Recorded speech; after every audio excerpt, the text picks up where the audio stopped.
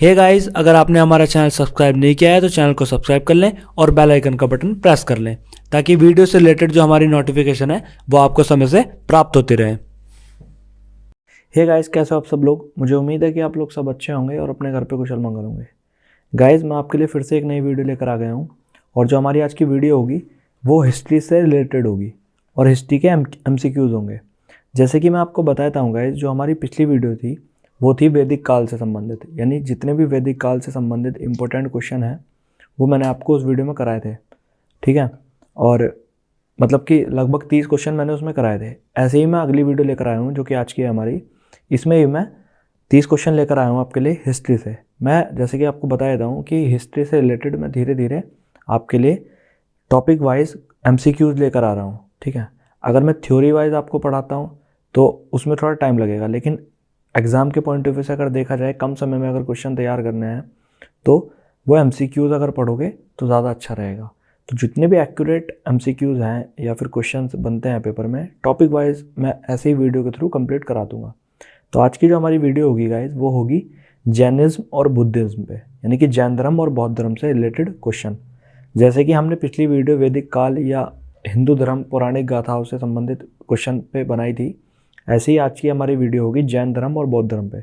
Guys, यहाँ से question बन जाता है, यानी कि बौद्ध धर्म और जैन धर्म से क्वेश्चन पूछ लेता है, ठीक है। और बहुत ज़्यादा इंपॉर्टेंट भी है। तो आपके लिए एग्जाम के पॉइंट ऑफ व्यू से बहुत ही इंपॉर्टेंट टॉपिक है। आप ये भी देखिएगा मेरे साथ साथ क्वेश्चन में कि आपको कितने क्वेश्चन आते हैं पहले से, और अगर नहीं भी आते हैं तो आप क्वेश्चन को ध्यान से देखिएगा। और अगर मतलब याद नहीं होता है आपको या समझ में नहीं आता है तो वीडियो को दोबारा देखिएगा शुरू से, सब क्लियर हो जाएगा। और इस वीडियो से रिलेटेड जो हमारी PDF होगी वो मैं आपको टेलीग्राम पे प्रोवाइड करा दूंगा। अगर आपने हमारा टेलीग्राम चैनल ज्वाइन नहीं किया है तो टेलीग्राम चैनल को ज्वाइन कर लीजिएगा ताकि आपको PDF वहाँ पे मिल सके, ठीक है गाइस। चलिए शुरू करते हैं और पढ़ते हैं। अब जैसे कि मैं आपको बताया जाऊँगा, बौद्ध धर्म के संस्थापक गौतम बुद्ध थे। इनके पिता का नाम शुद्धोधन तथा माता का नाम महामाया देवी था तथा गौतम के बचपन का नाम सिद्धार्थ था। देखिएगा, जो गौतम बुद्ध थे हमारे, उनकी माता मर गई नहीं, तो उनकी मौसी ने उनको पाला था जिनका नाम माया था, ठीक है। और इनके जो बचपन का नाम था गाइस वो सिद्धार्थ था। बेसिकली ये पहले से ही धार्मिक व्यक्ति नहीं थे, ठीक है। इनका मन विचलित हुआ और उसके बाद इनकी शादी भी हो चुकी थी, और उसके बाद जब इनका मन विचलित हुआ एक रथ पे यात्रा करते हुए, तो ये इन्होंने सब कुछ त्याग दिया और घर छोड़कर चले गए। तो ये पहले तपस्या की इन्होंने सारनाथ में, वहाँ पर इन्हें ज्ञान की प्राप्ति नहीं हुई, लेकिन उसके बाद ये बोध गया गए और वहाँ पर इन्हें ज्ञान की प्राप्ति हो गई। और इन्होंने जो पहला उपदेश दिया था गाइज वो दिया था सारनाथ में अपने 4 मित्रों को, जिनके साथ इन्होंने पहले तपस्या की थी, ठीक है। अब यहाँ से क्वेश्चन क्या पूछेगा मैं आपको बताता हूँ। यहाँ से क्वेश्चन पूछेगा कि भगवान बुद्ध ने कहाँ पे अपना पहला उपदेश दिया था, तो आपको याद रखना है सारनाथ में। या फिर पूछ सकता है कि उन्हें ज्ञान की प्राप्ति कहाँ हुई थी, तो वो आपको याद रखना है बोध गया में। या फिर ये पूछ सकता है कि उनके जो बचपन का नाम था वो क्या था, तो सिद्धार्थ था। अभी मैं क्वेश्चन में आपको सब कुछ क्लियर करा दूंगा जब मैं MCQs कराऊंगा। ये मैं आपको डिटेलली बेसिक बता रहा था बौद्ध धर्म से संबंधित। वैसे तो बहुत लंबा टॉपिक है, लेकिन शॉर्ट में अगर बताया जाए तो मैंने आपको बहुत कुछ बता दिया है। अब देखिए जैन धर्म के बारे में समझते हैं। देखिए, जैन धर्म के संस्थापक वर्धमान महावीर हैं और इनके पिता का नाम सिद्धार्थ था, और इनके जो माता का नाम था उनका नाम था त्रिशला, जो कि लिच्छवी के राजा चेटक की बहन थी, और इनकी पत्नी का नाम यशोदा था।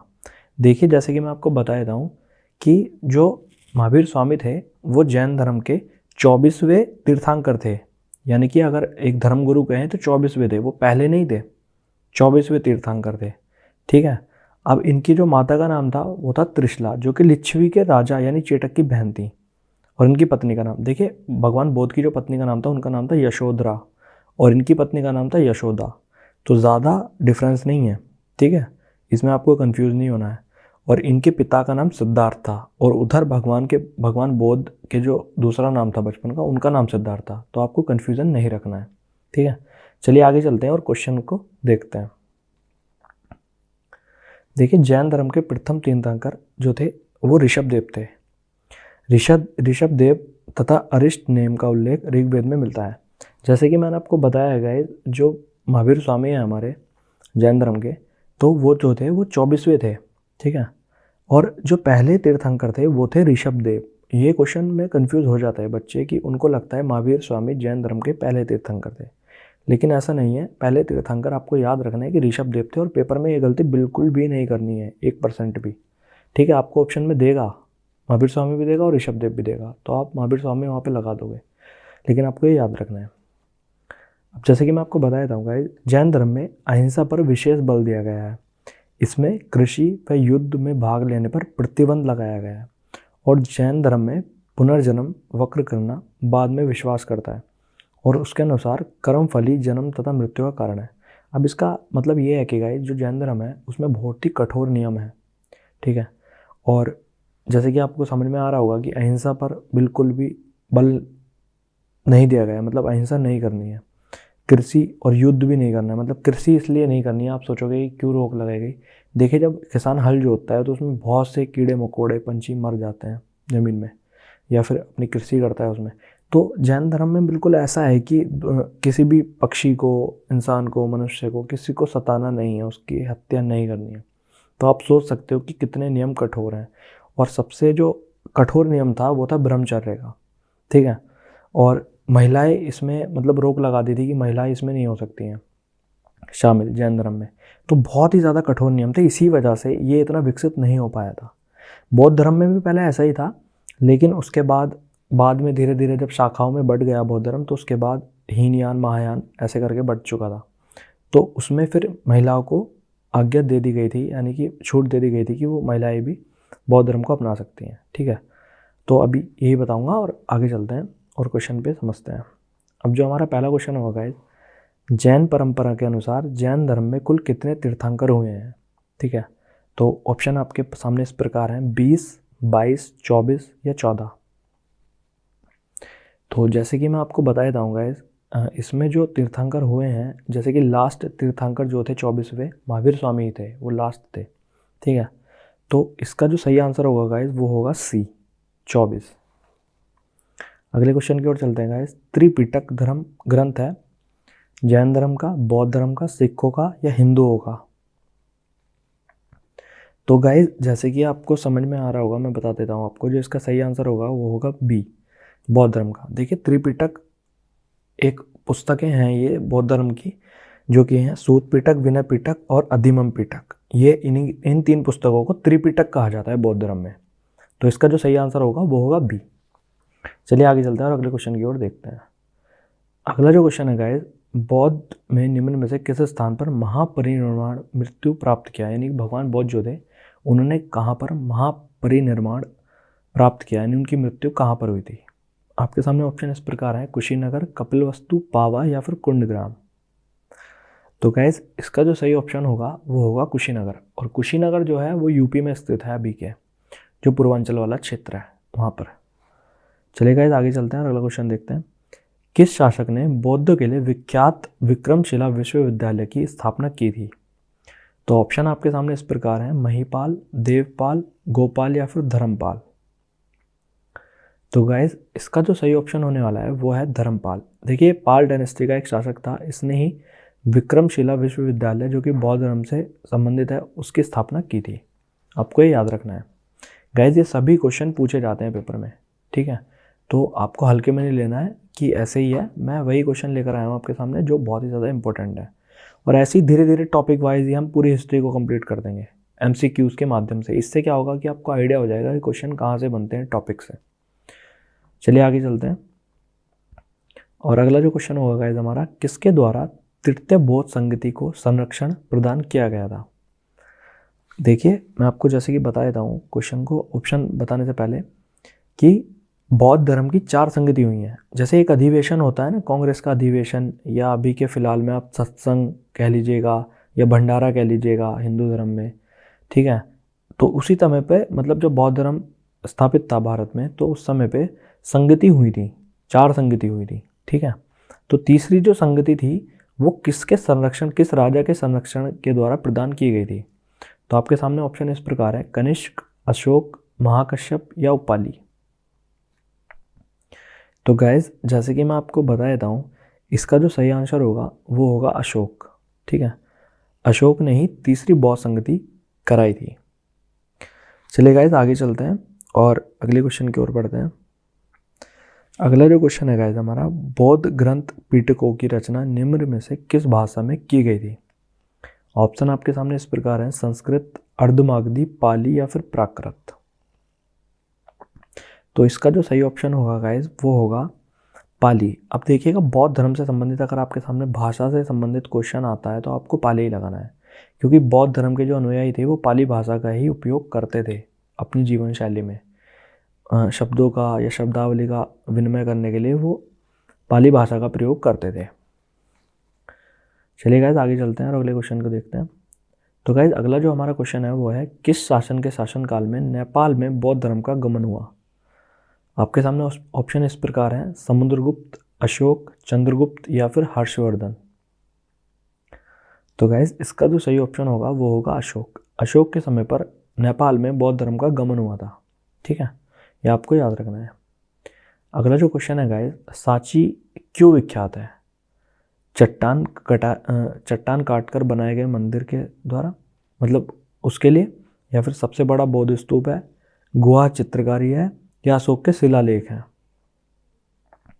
तो जैसे कि मैं आपको बताता हूँ गाइस, बौद्ध धर्म का सबसे बड़ा स्तूप, सांची का स्तूप वहीं पर स्थित है। ठीक है, सांची में। तो आपको ये याद रखना है, सांची इसलिए विख्यात है क्योंकि वहाँ बौद्ध धर्म का सबसे बड़ा स्तूप है। ठीक है, चलिए आगे चलते हैं और अगले क्वेश्चन की ओर बढ़ते हैं। अगला जो क्वेश्चन है गाइस, महावीर का जन्म किस क्षत्रिय गोत्र में हुआ था? शाक्य, जानित्रिक, सल्लास या फिर लिच्छवी? तो गाइस इसका जो सही ऑप्शन होगा गाइस वो होगा जात्रिक या ज्ञात्रिक कह लीजिएगा। इस कुल में महावीर स्वामी का जन्म हुआ था। चलिए गाइस आगे चलते हैं और अगले क्वेश्चन को देखते हैं। अगला जो क्वेश्चन होगा गाइस हमारा, महावीर की जो माता थी, महावीर स्वामी की जो माता थी, उनका नाम क्या था? यशोदा, अनुजा, त्रिशला या फिर देवनंदी?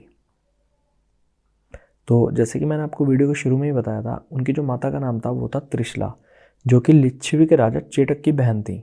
ठीक है, आगे चलते हैं और अगला क्वेश्चन देखते हैं गाइस। गौतम बुद्ध द्वारा अपने धर्म में दीक्षित किया जाने वाला अंतिम व्यक्ति निम्न में से कौन था? आनंद, सरीपुत्र, मेगलन या फिर सुबत? तो गाइस इसका जो सही ऑप्शन होगा वो होगा डी, सुबत। अंतिम व्यक्ति वही था। चलिए गाइस आगे चलते हैं, अगले क्वेश्चन देखते हैं। प्राचीनतम विश्वविद्यालय कौन सा है? गांधार, कन्नौज, नालंदा या फिर वैशाली? तो इसका जो सही ऑप्शन होगा गाइस वो होगा नालंदा। देखिए, नालंदा जो विश्वविद्यालय है वो गुप्त वंश के शासकों द्वारा उसकी स्थापना की गई थी, लेकिन नालंदा विश्वविद्यालय को कुतुबुद्दीन ऐबक के सेनापति बख्तियार खिलजी ने उसको जला दिया था। और गाइस उसमें हमारे धर्म को दबाया गया, यानी कि जो हिंदू धर्म से संबंधित है उस धर्म से उसमें कुछ पुस्तकें, पुराण संबंधित किताबें थी, ग्रंथ थे। और आप देखिएगा, अगर आपने हिस्ट्री डिटेलली पढ़ी होगी तो वो जो लाइब्रेरी या कॉलेज था उसमें जो आग की लपटें थी गाइस वो लगभग 12 से 15 दिन तक कंटिन्यू जली थी।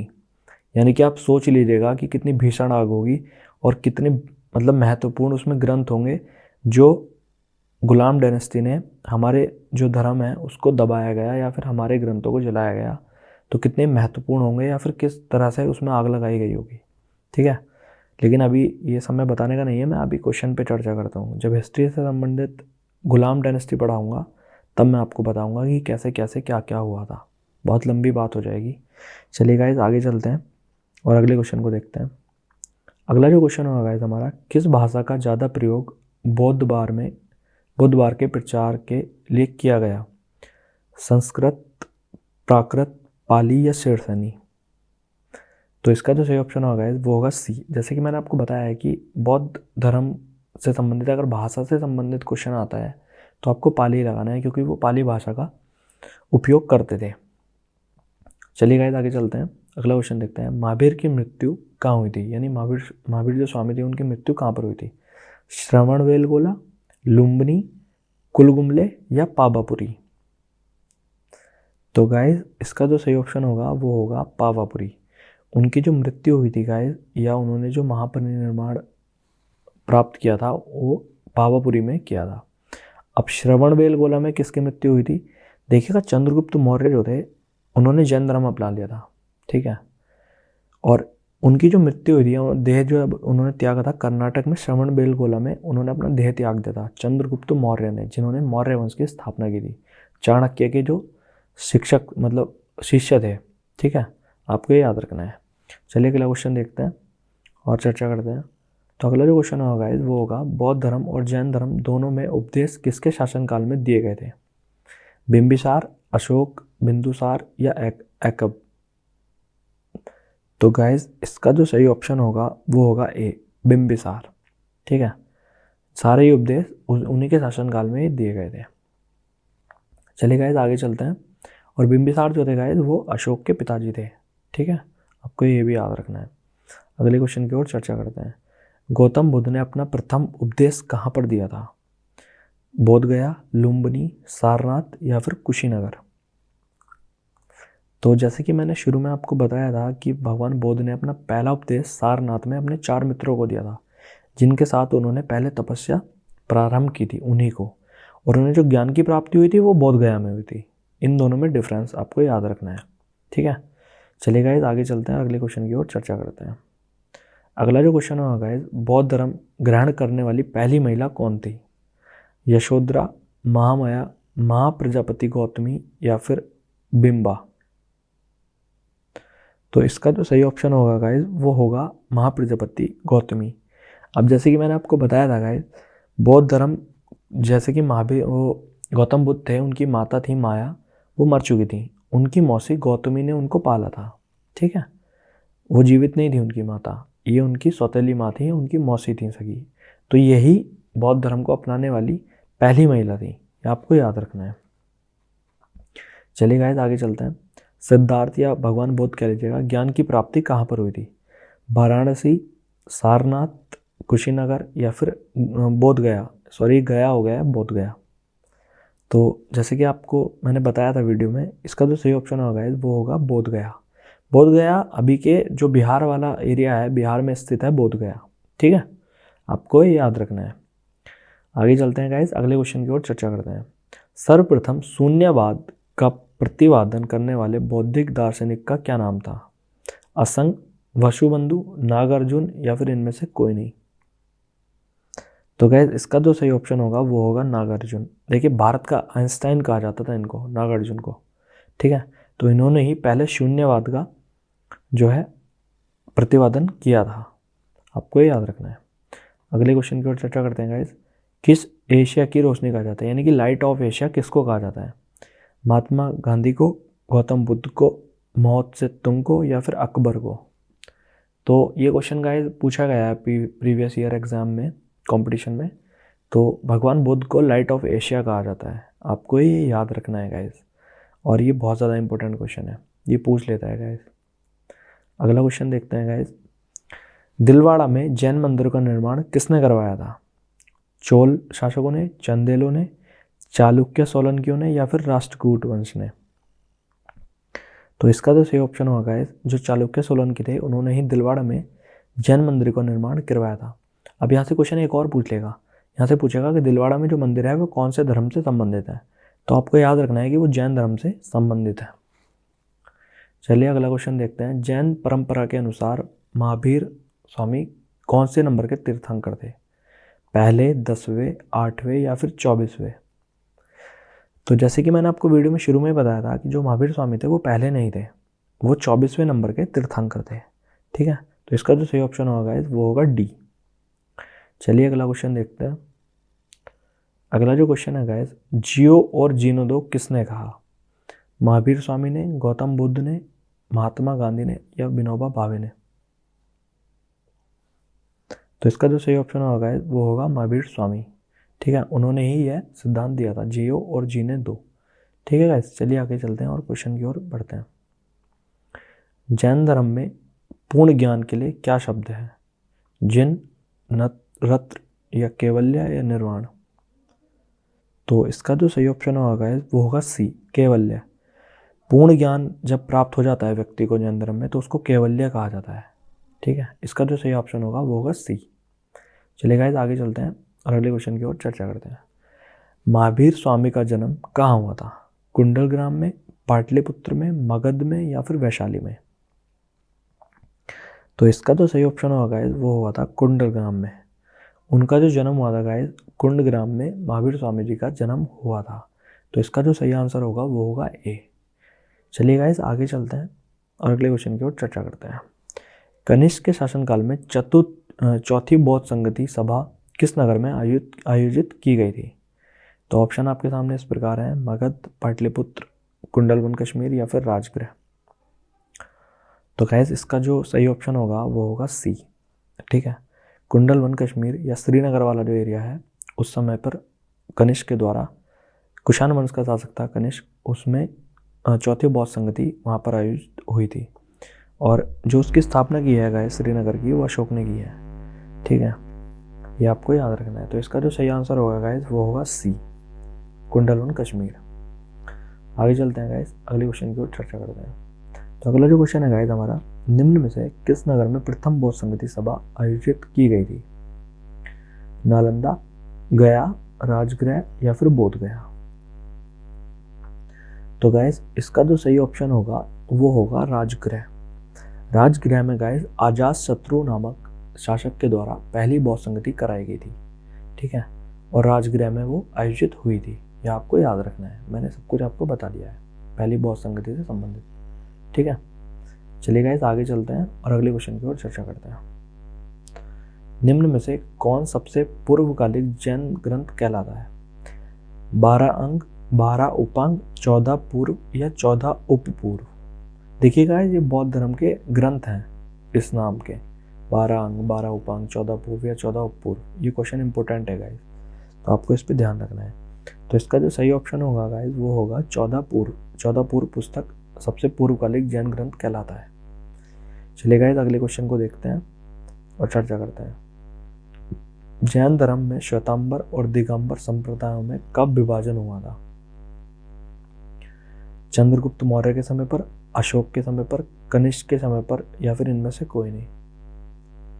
तो गाइस इसका जो सही ऑप्शन है वो हुआ था चंद्रगुप्त मौर्य के समय पर। देखिएगा बिहार में, यानी कि अभी का बिहार और उस टाइम का मगध, उस समय पर जब जैन धर्म स्थापित था तो बिहार में एक तरह से जैसे अभी के समय में कोरोना है ना, उस समय पर ऐसे ही एक कोई बीमारी फैल गई थी, छुआछूत, तो बहुत ही ज़्यादा विनाश हो गया था। तो वहाँ से सब लोग छोड़ कर साउथ वाला जो हमारा एरिया है उधर चले गए थे।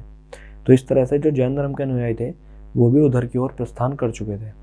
ठीक है, लेकिन जो श्वेतांबर थे लोग वो वहीं पर रहे और दिगंबर वो साउथ में चले गए। अब देखिएगा इन दोनों में क्या डिफरेंस है। देखिए जैन धर्म में ना दो तरह के होते हैं, एक जो सफ़ेद कपड़े पहनने वाले होते हैं और एक होते हैं नांगे, जो कि वस्त्रहीन रहते हैं, जो कपड़े नहीं पहनते। ठीक है, तो श्वेतांबर जो है वो तो हैं कपड़े जो पहनते हैं। ठीक है, और दिगंबर जो हैं वो हैं जो नांगे बाबा होते हैं। ठीक है, उनको दिगंबर कहा जाता है। तो जब वहाँ पर विनाश यानी कि छुआछूत बीमारी फैली तो जो दिगंबर थे वो चले गए, तो वो दिगंबर कहलाए। लेकिन जो वहाँ पर रहे वो श्वेतांबर थे। और श्वेतांबरों ने पहले वो भी कपड़े नहीं पहनते थे, लेकिन उन्होंने वस्त्र धारण कर लिए। ठीक है, क्योंकि श्वेतांबर जो थे अनुयायी, उन्होंने ही बाद में महिलाओं को जैन धर्म को अपनाने के लिए बोल दिया था, मतलब उन्होंने अनुमति दे दी थी। ठीक है, तो इन दोनों में यह डिफरेंस है कि श्वेतांबर और दिगंबर में क्या होता है। लेकिन बाद में जब वहाँ पर सब कुछ ठीक हो गया, छुआछूत बीमारी खत्म हो गई, तो दिगंबर लोग वहाँ पर वापस आ गए मगध क्षेत्र में। लेकिन इनमें आपसी मतभेद हो चुके थे उस समय पर गाइस, क्योंकि उनके नियम अलग हो चुके थे और श्वेतांबर के अलग हो चुके थे। तो एक दूसरे में अपनी बात को सहमत नहीं थे दोनों ही, तो इसलिए इन दोनों में मतभेद हो चुके थे। तो इसका जो सही ऑप्शन होगा गाइस वो होगा चंद्रगुप्त मौर्य के समय पर इन संप्रदायों में विभाजित हुआ था जैन धर्म। ठीक है, चलिए गाइस अगला क्वेश्चन देखते हैं। अगला जो क्वेश्चन है गाइस, बौद्ध संगतियों में 4 आयोजकों का सही क्रम कौन सा है? यानी कि इस क्वेश्चन का मतलब ये है कि जो 4 बौद्ध संगति हुई थी उन शासकों का क्रम कौन सा सही है ऑप्शन के अनुसार, मतलब कि पहला, दूसरा, तीसरा, चौथा कौन सा शासक ने कौन सी बौद्ध संगति को शुरू से लेकर अंत तक अपने मतलब संरक्षण में आयोजित कराया था। ठीक है, तो ऑप्शन पहला है कालाशोक, अजातशत्रु, अशोक, कनिष्क। दूसरा है कनिष्क, अशोक, कालाशोक, अजातशत्रु। तीसरा है अशोक, कालाशोक, अजातशत्रु या कनिष्क। चौथा है अजातशत्रु, कालाशोक, अशोक या फिर कनिष्क। तो गाइस इसका जो सही ऑप्शन होगा वो होगा डी। देखिए पहली बौद्ध संगति कराई थी अजातशत्रु ने। ठीक है, दूसरी कराई थी काला अशोक ने, ठीक है, तीसरी कराई थी अशोक ने और चौथी कराई थी कनिष्क ने। ये इसका सही क्रम है गाइस, और इसका जो सही ऑप्शन होगा वो होगा डी। ये आपको याद रखना है। चलिए गाइस, आज के लिए इतने ही क्वेश्चन होंगे और मैं उम्मीद करता हूँ कि वीडियो आपको अच्छी लगी होगी। अगर वीडियो अच्छी लगी हो और इम्पोर्टेंट हो तो गाइस चैनल को लाइक और वीडियो को लाइक, चैनल को सब्सक्राइब और वीडियो को शेयर और कमेंट सेक्शन में कमेंट जरूर कर दीजिएगा, ठीक है। मिलते हैं गाइस अगली वीडियो में, तब तक के लिए शुक्रिया। Thank you for watching. जय हिंद।